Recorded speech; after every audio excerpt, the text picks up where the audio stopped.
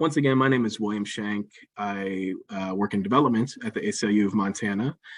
And tonight you're joining in for our latest virtual town hall. Tonight we're going to be diving deep into the 2023 legislative session with members of our, all sorts of different members of our staff. And yeah, what can I tell you? Go ahead and keep an eye on the chat box. Again, we're working on getting y'all access to the chat box. Until then, we'll be doing some engagement where we'll be sharing links that refer to what the speakers are sharing about. So there'll be some useful resources. And yeah, I won't eat up any more time, and I will go ahead and hand it off to Caitlin Borgman, our Executive Director.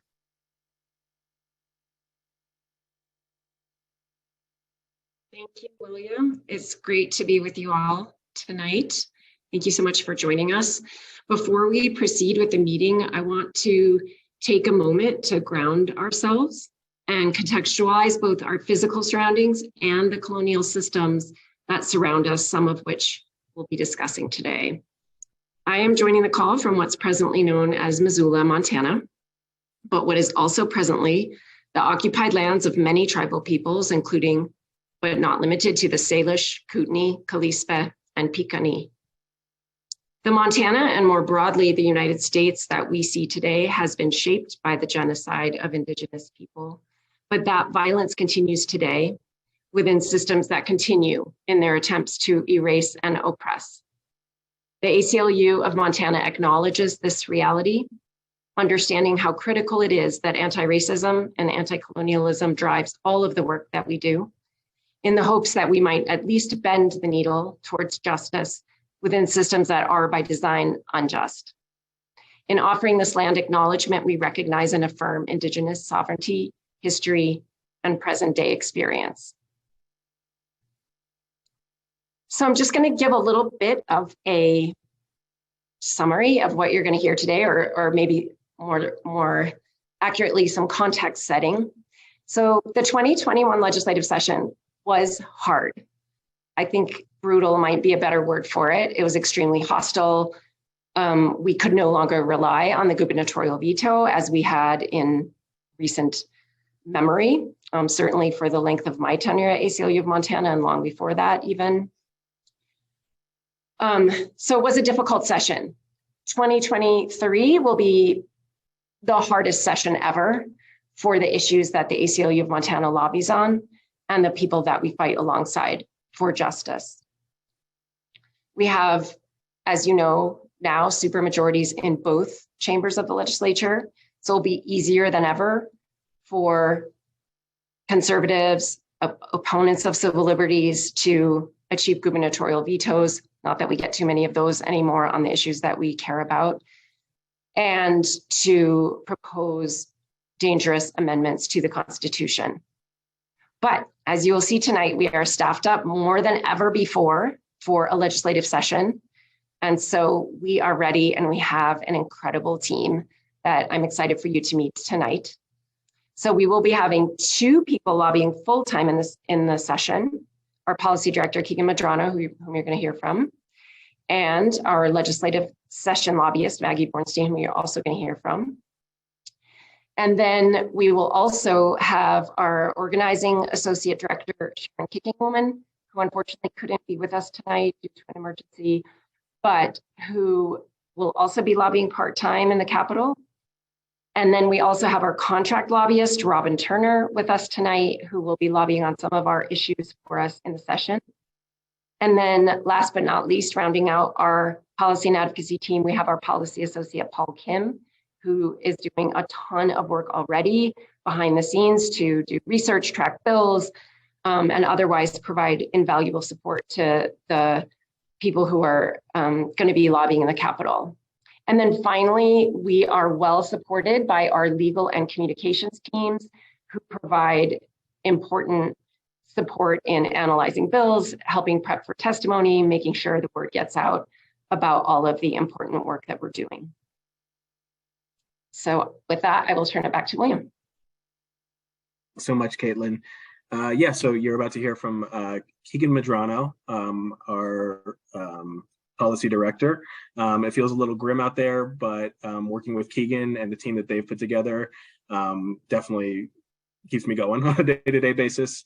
They're a bright spot in the landscape. So yeah, without further ado, let's hear from Keegan, who's going to introduce the broader policy team and talk a little bit more about how exactly we're going to be approaching lobbying this session. Absolutely. Thanks, William and Caitlin. And thank you all for attending today's event with us. I want to state that without y'all's support, we wouldn't be able to be in a place where we have the staffing. As Caitlin noted, we are staffed up more than we have ever been as we approach a session, and that equips us with the ability to both respond to the difficult political realities of a supermajority, as well as respond more robustly to the issue areas which are important to us as an organization, and more crucially important and a matter of often life and death for the communities that we strive to represent and fight for.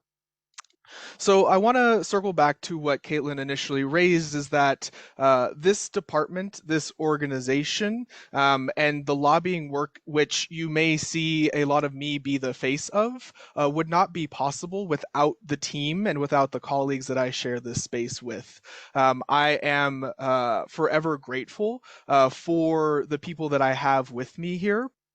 As Caitlin noted, the people that you see up here on the screen, Paul Kim, Maggie Bornstein, and Robin Turner, are not only powerful, passionate lobbyists, but also advocates and people who have both the lived experience and the values necessary to meet this difficult time in Montana's recent history, and also confront again the realities of politics here in Montana. As we approach the session, which starts on January 2nd, so bright and early into the new year, we'll be facing a supermajority. And a supermajority is a very scary thing for the issues that we work on. It means a powerful block of voting can move forward. But I think it's crucial to also recognize that a supermajority is not impenetrable, is not always going to move in a consolidated centric way. And that offers us the opportunity to make inroads into that supermajority. And the ways that you do that is that you focus on some of the personalities, the hubris, the ambition, and some of those competing narratives, competing policy priorities, and competing reasons for being in the legislative process, and use that as an opportunity to pull apart that supermajority. So it's really important, again, I think, for us to confront that a supermajority sends a powerful message about the state of politics in Montana. But a supermajority does not mean that all is lost. At the same time, it doesn't mean that things are going to be easy. It just means that we have to alter our strategy and be deliberate about the ways that we engage in this process. We have to be both nuanced and willing to have conversations with politicians who are moving forward adverse legislation on the bills that we're passionate about. But also, we can be the bull in the china shop. We need to be willing to be vocal fighters and advocates, pushing the boundaries and providing that beacon of light. Because right now, in our politics in Montana, we don't have much light, and we need some of those beacons. And I'm grateful for the fact that we have a team which can serve in some of that ways. Again, lived experience, values, and the policy experience to make inroads into our policy issue areas. So here in a moment, I'm going to shift to Maggie Bornstein to talk a little bit about the issues that she's working on. But I want to kind of give a sense for you all about where we're at. So currently, we're tracking approximately 1,800, well, I think we're almost encroaching 1,900 bills that are being introduced. And one of the great things about having Paul Kim, who also provides policy analysis and also provides information and insight and analysis on legislators, which is crucial to the lobbying process.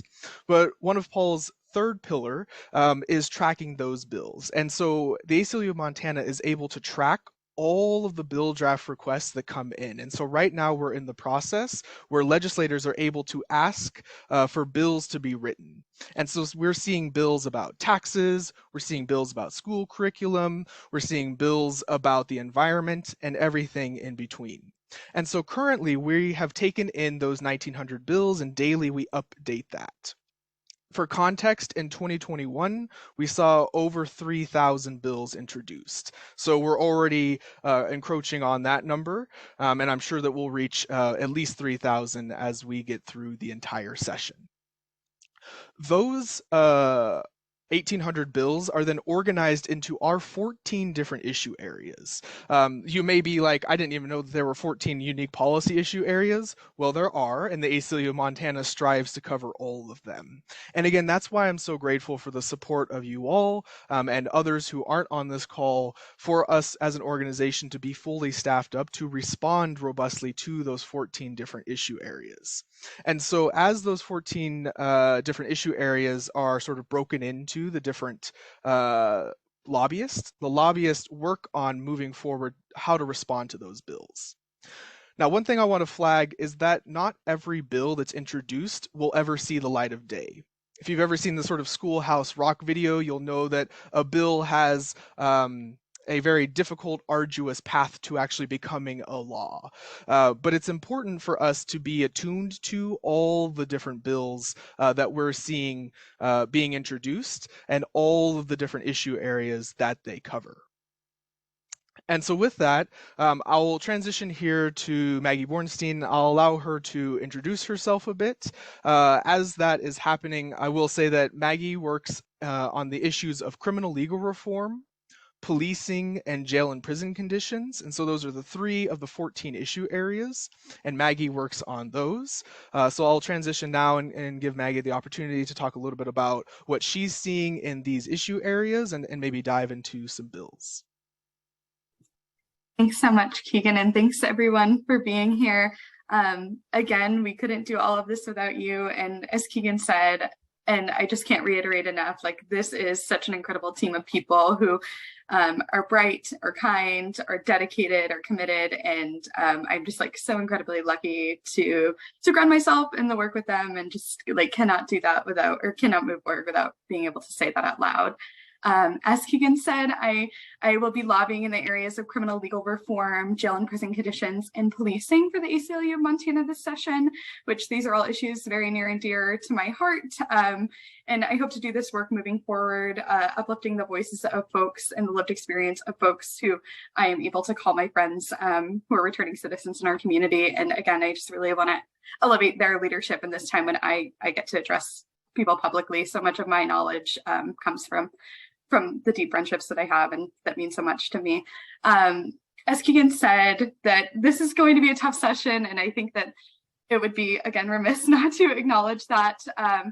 And what we are seeing in the area of criminal legal reform is a really significant reactionary response to the stressors that have long been oppressing our community. Oh, we've got a cat on the screen, my apologies. That was my senior cat, Jigglypuff, she's 10.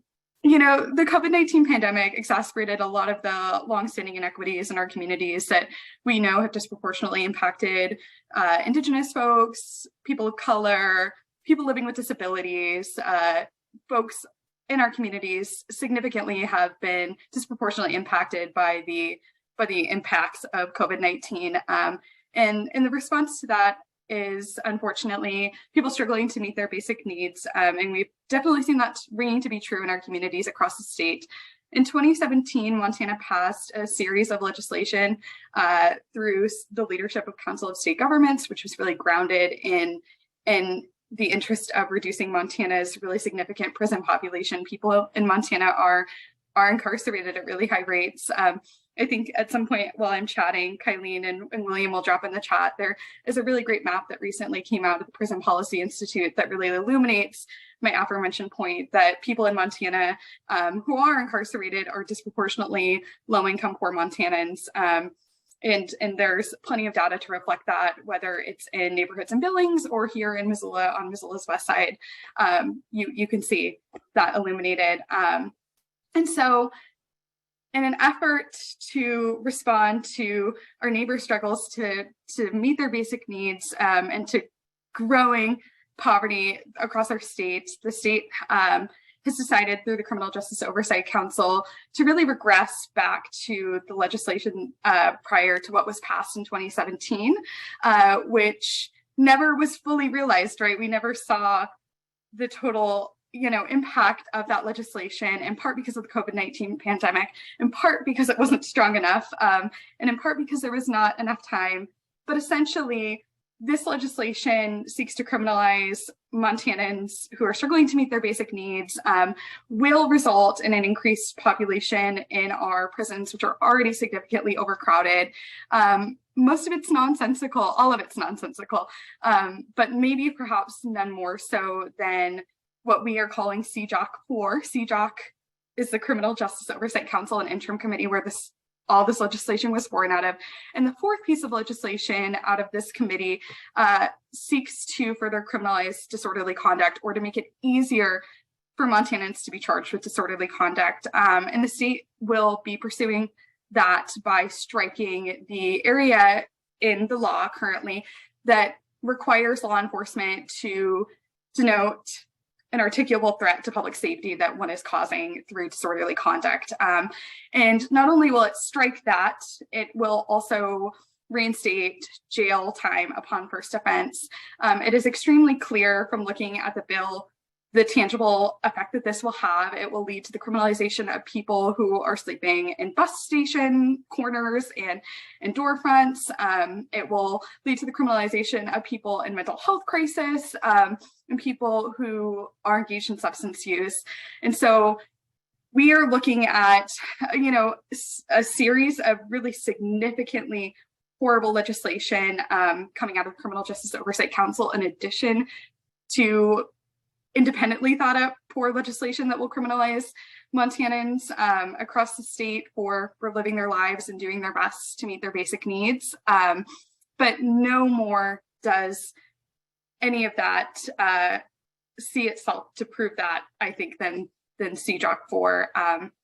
And so really looking forward to working with this team and all of you raising your voices and making an impact to ensure that these are not realized and in statute moving forward. Thanks.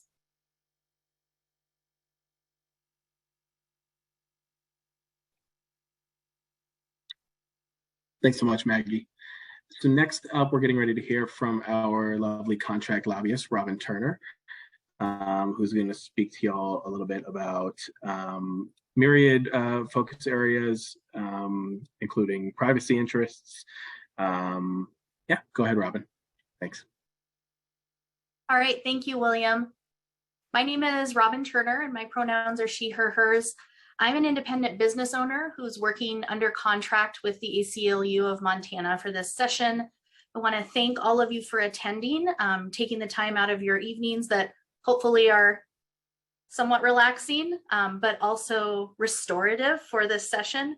And I want to thank the ACLU for partnering with me this session. I'm very, very excited to focus on this important work. So my portfolio issues focus generally on Montana's express right of privacy, which is enshrined in our state constitution. And what is very exciting about Montana's constitution is we have a specifically written right of privacy. So those of you a little more familiar with the federal constitution know that that is not an express right enumerated for citizens and other folks in the country, but in Montana, it's spelled out.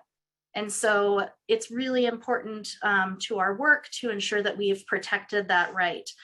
As far as my background specifically, I have lobbied for a few sessions in the legislature. Much of my work was focused around working with survivors of domestic and sexual violence in past sessions. And one of my specific focus issues in both my policy work and in my work as an attorney was the focus on protecting a survivor's right of privacy and ability to have privacy in their medical decision making, to have privacy in the information that's shared about them, and to have privacy as they engage with different systems. And so I'm looking forward to expanding that work here. Another thing that's interesting about some of these issues is that many of them have recently been litigated by the ACLU of Montana or their partners. And so the work that we're going to do in the 2023 legislative session responds to litigation outcomes, and will also implicate the cases heard in the courts. So specifically, my portfolio includes bills related to reproductive privacy and justice, aid in dying, general topic of privacy, which I'll drill a little bit more down on when we get there, immigration, and the death penalty. So Keegan mentioned that we have a large number of bill draft requests currently logged with the Montana legislative website. And I'm sure we'll give you the opportunity to take a look at that website and follow the bills that you care about. But just so you know, the vast majority of bill drafts have yet to be fully provided to the public or fully drafted. So at this point, typical attorney disclaimer, I can only really briefly describe our position on some of these issues when it comes to the topic areas, but I'm happy to answer your questions if I can during the question and answer session. So I've decided to just give a brief overview of each of my topics. For example, handling the death penalty. Of course, the ACLU of Montana is committed to the abolishment of the death penalty in our state.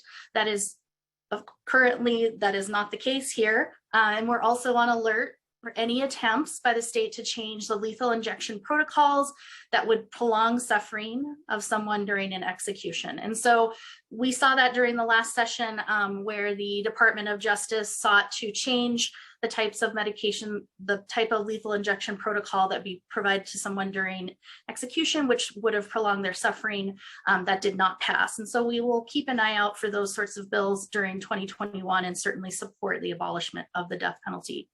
The ACLU has worked on immigrants' rights with our partners again, and we oppose legislation that's going to discriminate against immigrants. And we know that our fundamental constitutional protections apply to all of us, regardless of our immigration status. And so again, in Montana, we're here to seek to uphold those protections and push back against those any restrictions proposed.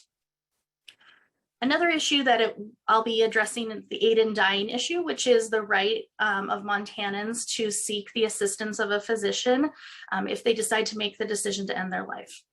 I'm aware of bill draft requests already that seek to undermine this control over and their privacy around these decisions. Since 2009, patients have been able to use the assistance of a physician to obtain lethal doses of medication. Last session, the ACLU defeated a bill which would have criminalized Montana doctors for providing this care.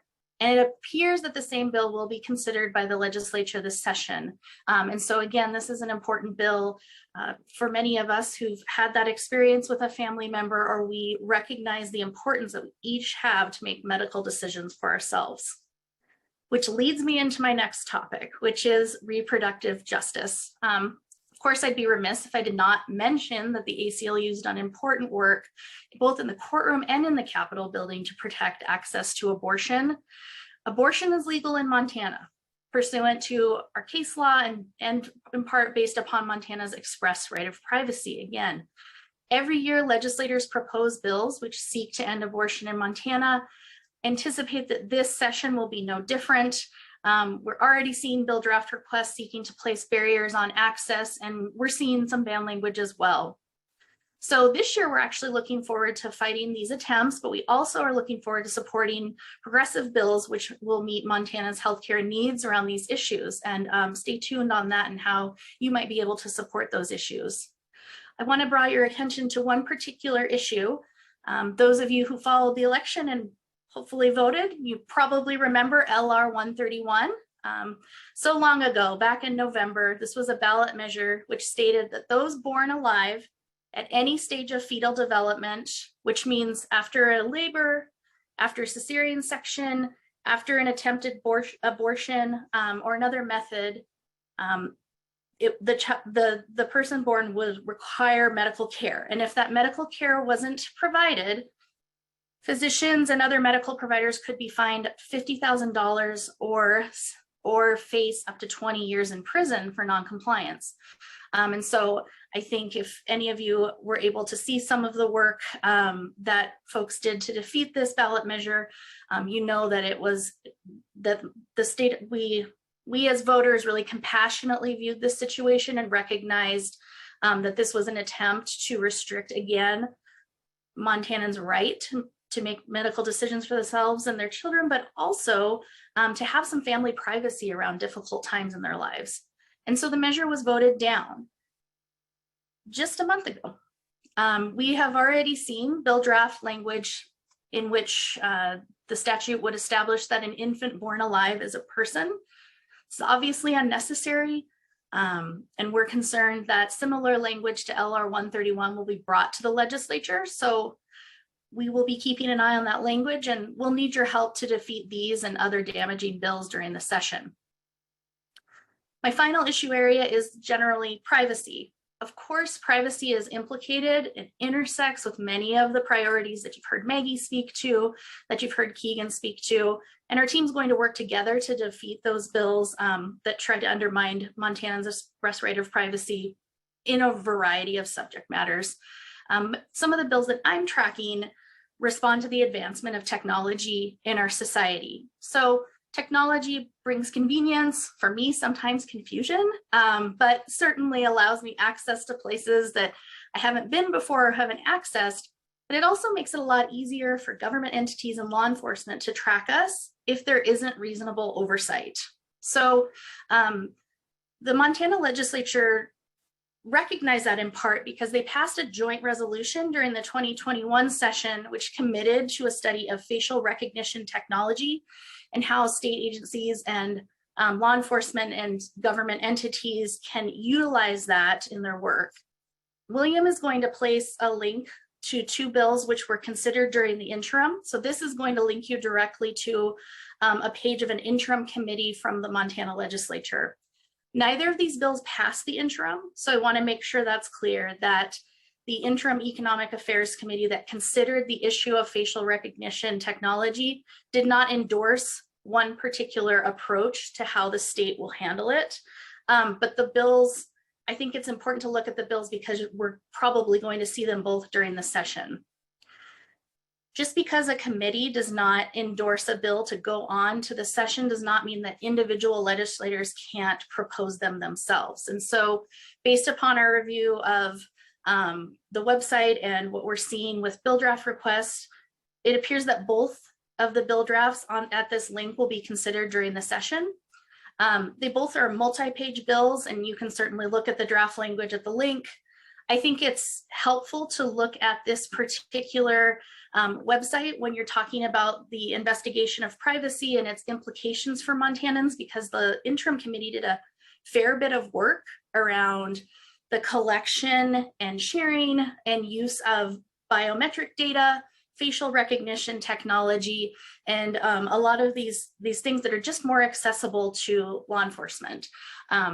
And so I think it's a really interesting read, some of the studies and the work that the interim committee did.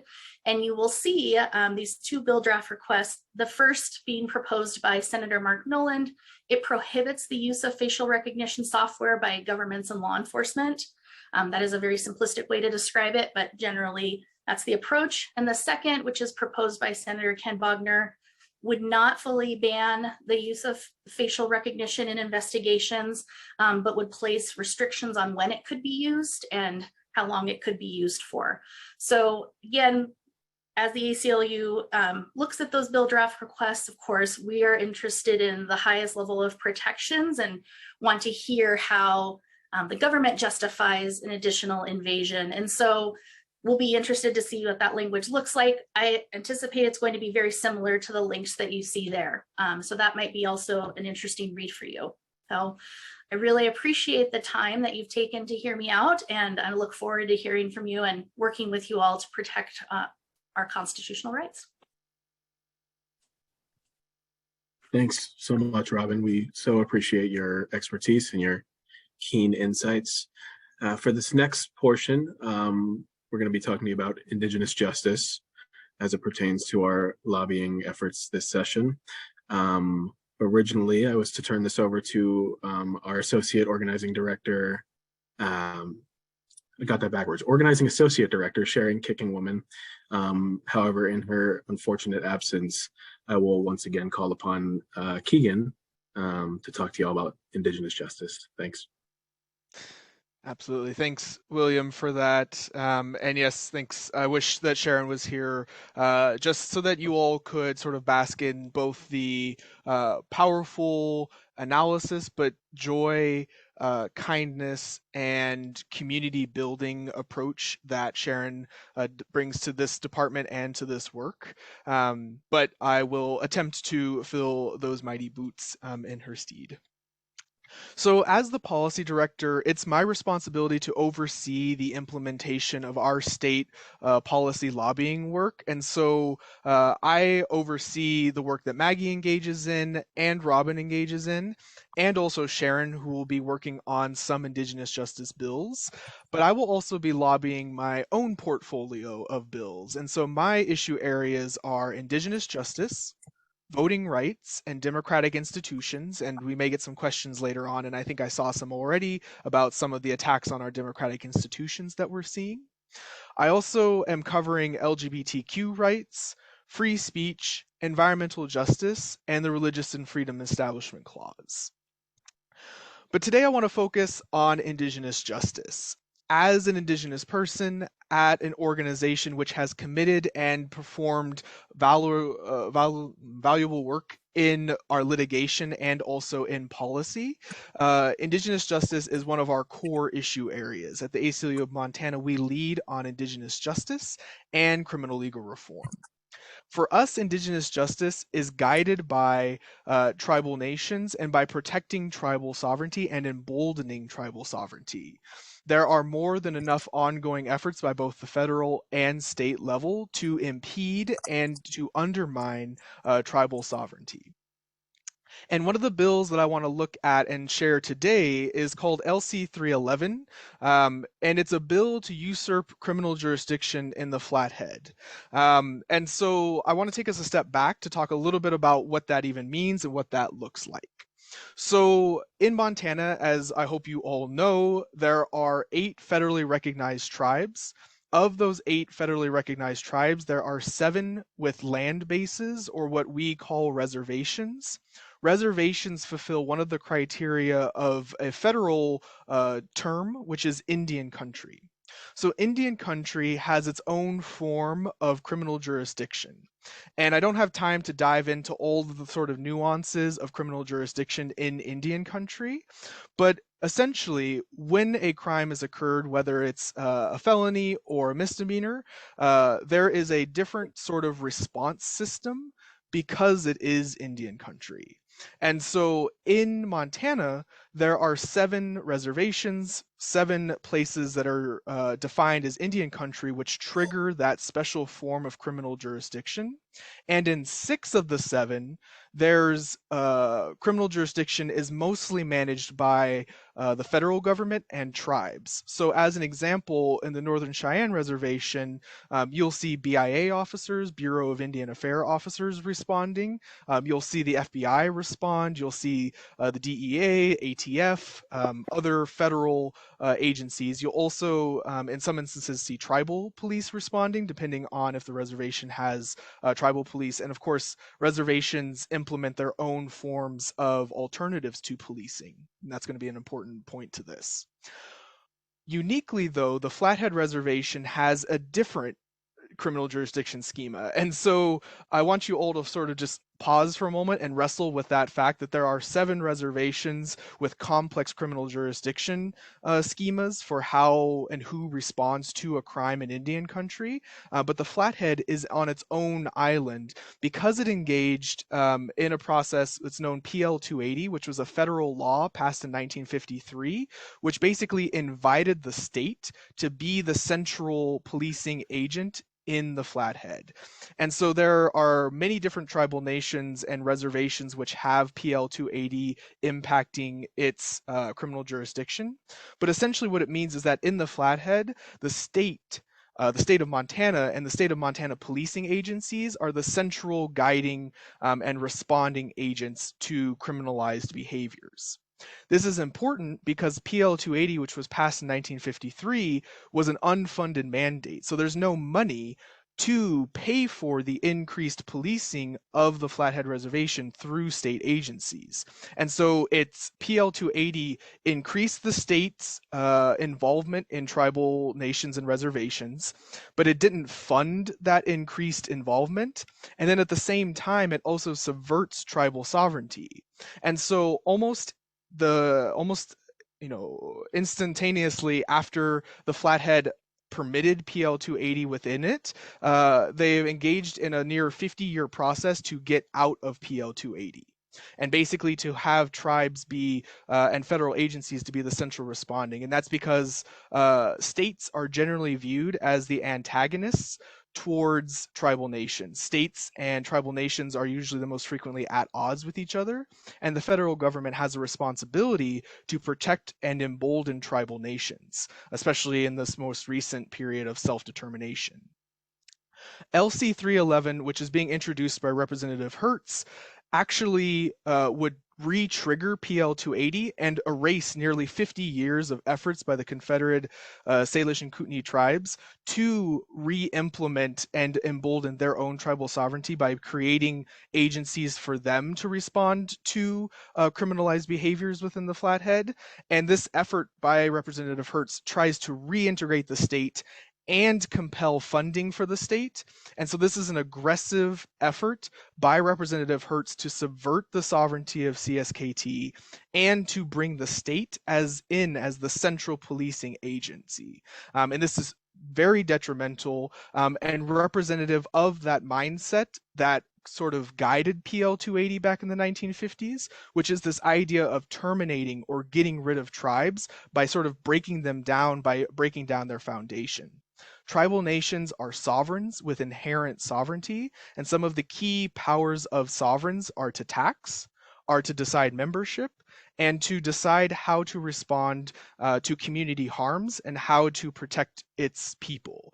And what we're seeing with LC 311 within our Indigenous justice issue area is an effort by Representative Hertz to break down those three pieces and to question the very sovereignty of CSKT and to impact the Flathead Reservation.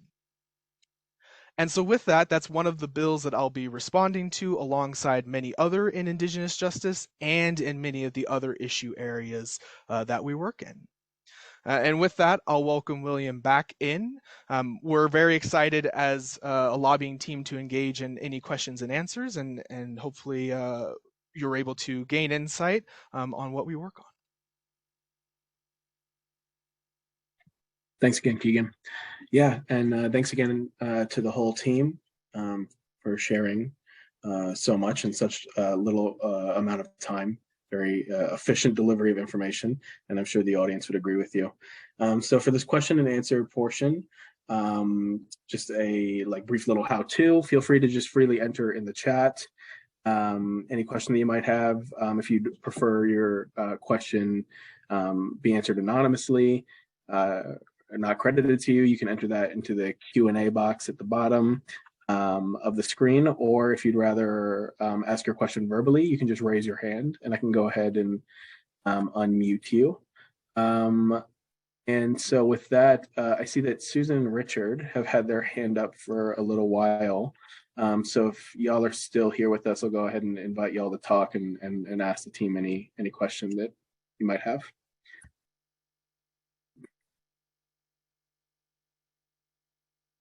You should have the ability to unmute yourself now, Susan and Richard. There we go. Hi.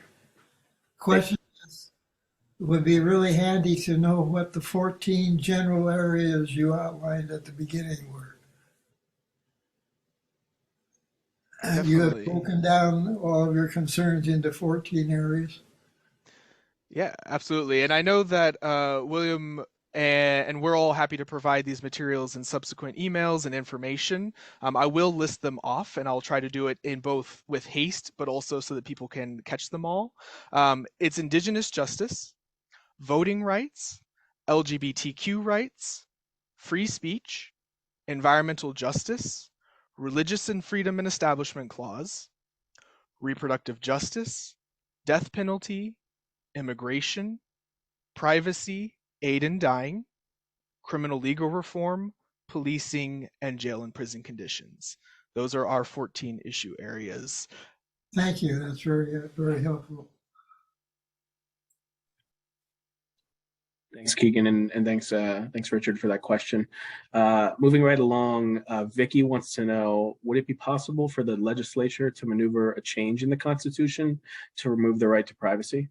And this is a question that Vicky is directing to Robin. Let me know if you want to hear it again.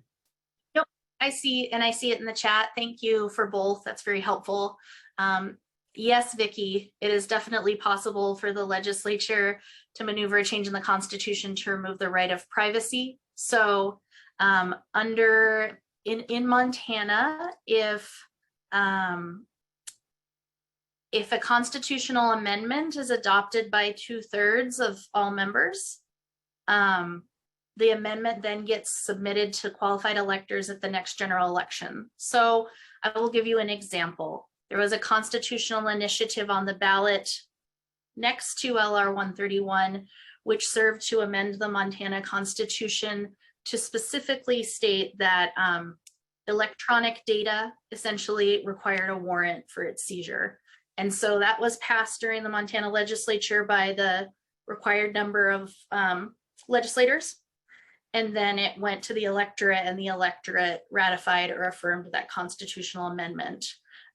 So right now, with the supermajority in both houses, should, for example, the Republican Party decide they want to propose a constitutional amendment, they do not need to have any sort of bipartisan cooperation to be able to do that. And so that's where our work is important, in that we are able to speak with legislators about their values around like easily amending the Constitution, right?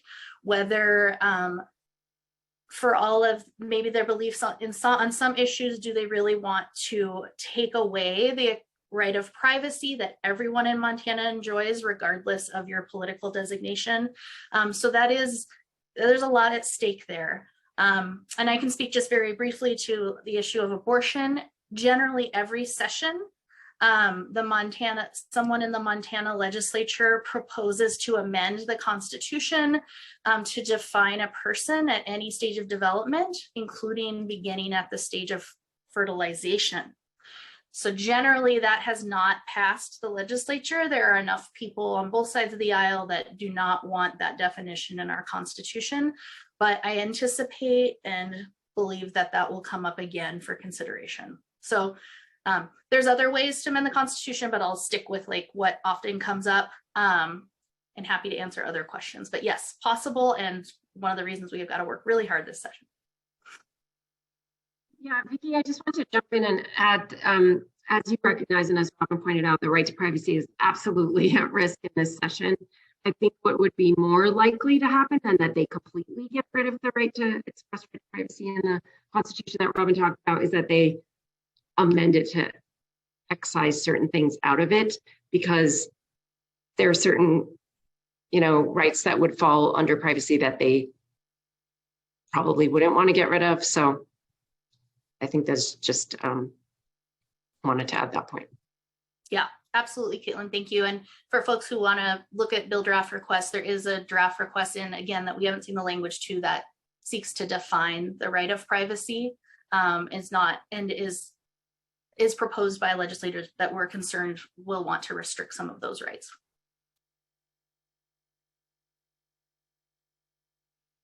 Thanks, Robin, and thanks, Vicky, for the question.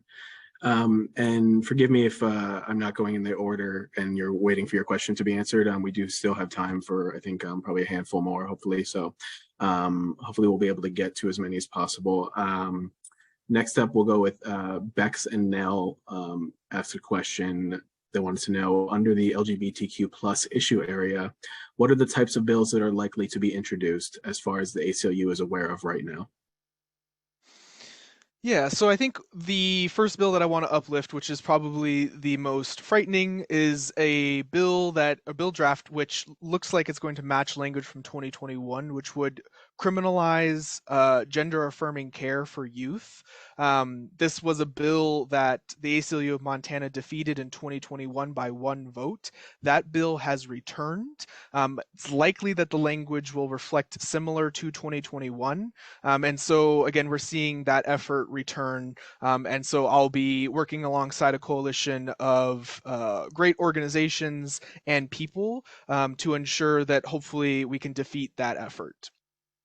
We've also seen, and some of you on this call may have seen me even uplift this, a bill to prohibit minors from attending drag shows, which I think embodies and reflects the performative, caustic, hostile, and frankly sickening approach that many far-right politicians are introducing, which the bill draft was requested 2 days after the shooting in Colorado Springs, and the representative who introduces that bill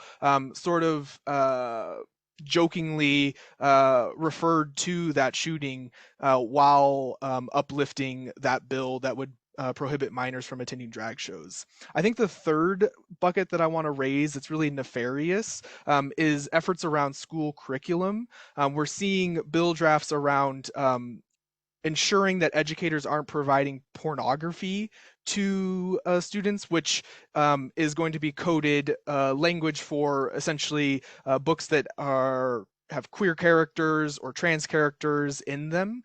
And we're also seeing other efforts around revising curriculum. We already have SB 99 in 2021, which is a sort of like don't say gay Florida style light bill. We, again, like Robin said, we don't have a lot of text, so we're definitely at a point where we're sort of like getting all of these bills, reading all of these bad things and trying to read the tea leaves. But it looks like there might be efforts to expand that and or just generally police curriculum. And I think one way that y'all can get involved is following our website, where we'll be frequently updating. We have a new landing page on our website where we'll be updating the bills that we're tracking. Everyone that you see here on the screen, as well as Sharon, will be providing written updates on that website. We may even have a podcast. I'm not completely sold on that yet, but we may have one where we talk about the issues. But the ways that you can get involved is writing to your legislator, providing written testimony, and or providing testimony in the building. You can also show up to our events and rallies. We'll probably be holding rallies in Helena. And in our subsequent materials, both in the emails that William will provide and on our website, we'll be ensuring that we link materials on how you can be an advocate, because we can fight. Many of us here on this call have lived experience, which informs why we fight so valiantly for these issue areas. But it's important that we bring the community alongside with us, and not just the community in Missoula, but those in Great Falls, those in Havre, those in Glendive, who are also impacted by these transphobic bills, by increased efforts to criminalize poverty, and by efforts to take away the right to privacy and reproductive freedom and sexual health.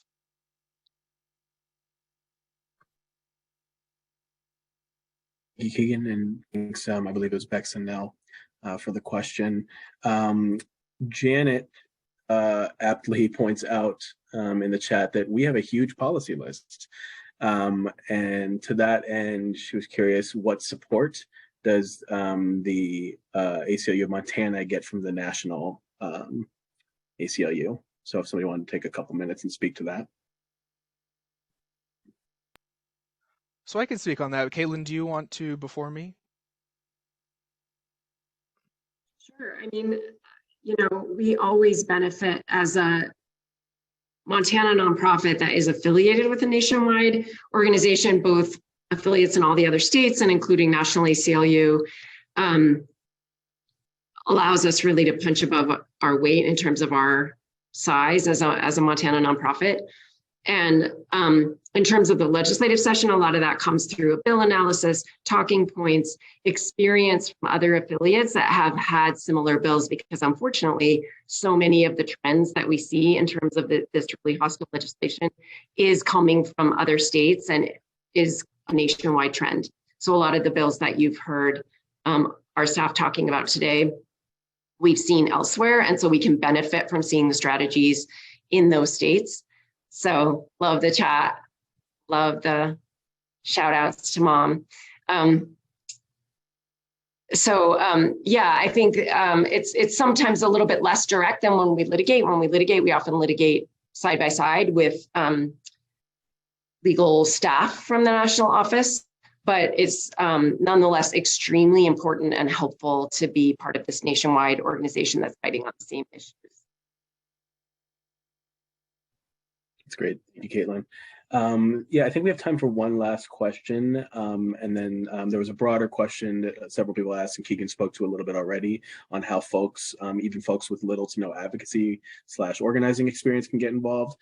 So we'll take some time to speak to that after this final other question, which was asked by Shauna Yellow Kidney.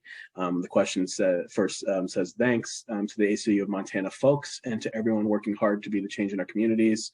Shauna is curious if there are any upcoming bills to improve interagency cooperation within tribal, state, and federal law enforcement entities. Yeah, so there is a joint resolution, and so resolutions are different from other bills. Essentially, resolutions are pieces of paper which say we are committed to this, and they are powerful. I'm not trying to be dismissive of resolutions, but they don't have the same sort of statutory weight, obviously. So we're seeing the Montana legislature consider supporting federal legislation, which would increase funding for policing and other alternatives to policing in tribal nations. There's a federal bill from 2010, Tribal Law and Order Act, which tried to fix some of those criminal jurisdictional issues I mentioned. And again, we could have a whole hour plus long talk on that. But essentially, the federal government is looking to revise that bill to expand funding and or increase at least federal response. I think what's important, I may feel a certain way about policing and federal response on tribal nations. The murdered, missing Indigenous women's crisis and girls and Two-Spirit people crisis is actually driven by court decisions and federal legislation over the span of this country, which has inflamed that issue. And so I feel a certain way about that, but also for many people in Indigenous communities on the reservation, federal agencies are some of the only people that will respond to some of these issues. And so it's a very difficult space. So we're seeing some efforts to do that. And so we're really looking to see how we can be support of tribal nations and tribal sovereignty in that effort. We're also seeing expanded efforts around MMIW and MMIP. There's study bills being introduced. There's also a task force and also some expanded grant money. And I think the grant money is a really exciting opportunity because I think what's important when we think about the crisis of MMIP, murdered and missing Indigenous people, that's a crisis that's overlaid with sexual crimes and with hate crimes is generally some of the two guiding or driving reasons as to why those crimes occur. And one of the best ways to respond to that is a full response that addresses poverty, substance use, but also addresses non-Indians on reservations committing that violence and how we respond to that violence. Because right now we're not seeing a good enough response to that issue. William, to the point of organizing and advocating as individuals, I actually think Maggie would provide great insight from her experience and also her perspective on this. I totally agree. Go ahead, Maggie. Thanks all so much. Yeah, I failed to give a little bit more about my background, but last session I worked as a student political action director for the Associated Students of the University of Montana.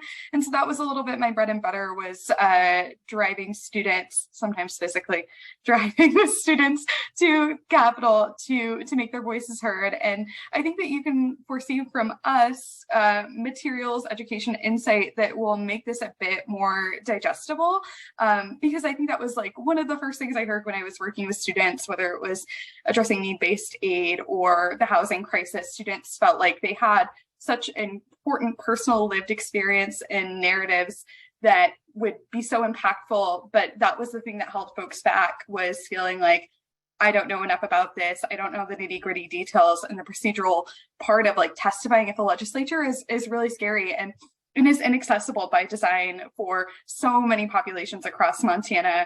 And again, that is entirely intentional. And so, you know, as Keegan said, that we'll all be writing these weekly updates to keep people informed. I think education is power, knowledge is power. But also, like, we are here to enlist your help in all of these issues, your personal stories, humanizing these issues, especially when I think of like my portfolio. I have worked alongside, you know, people who have lived experience, who have gone to the legislature, who've been incredibly brave, people who are friends of mine, who walked away and thought I would never see somebody's mind change, somebody's heart shift, to have a conversation with somebody and to humanize their experiences. And so to that, I say I've seen the power that it lends itself to people to tell their stories in so many different arenas, including these really scary personal areas of criminal legal reform. And so I would say, join us. We're here for you, and we're going to keep you updated and informed at every step of the way. There's also ways, before I let you go, I would say for folks, like, when the getting there is not part of what is possible, there are so many other ways to affect change. We have phone. You can reach legislators by phone. You have email. There's a really neat tool where you can actually send an email to a whole committee at once. And so that kind of takes away the whole work of having to find out who's on a committee and to find each of their emails. And so I see the question. I don't know that virtual hearings will be a thing this session. I think we're still waiting on rules on that, but there are definitely other ways, even if you cannot participate virtually, to still join us in this work. Thanks. Thanks so much, Maggie, and thanks everybody. We just dropped some links in the chat to follow us on social media, to what Maggie was saying about, you know, we're here for, you know, to invite you to join us and share your stories. In my follow-up email, I'll make sure that along with links to the resources that we spoke about today, that contact information is provided. And I think I said early on that this team is a bright spot in an otherwise bleak landscape sometimes. But another bright spot is definitely all of y'all, just for showing up and not even just not just showing up and holding a seat, but, you know, raising your hand and showing up with interest and passion. And I think I know that I speak for the entire ACLU of Montana team when I say that we really appreciate it. And I don't myself know how I would continue to do it if I didn't feel supported like I do by all of y'all. So thanks again. That's all from me. Did anybody else have any closing words before we sign off here and give everybody back the rest of their evening? Great. All right. Well, thanks so much. And we will be in touch shortly, and we will see you around. Thanks so much. Thanks, everyone.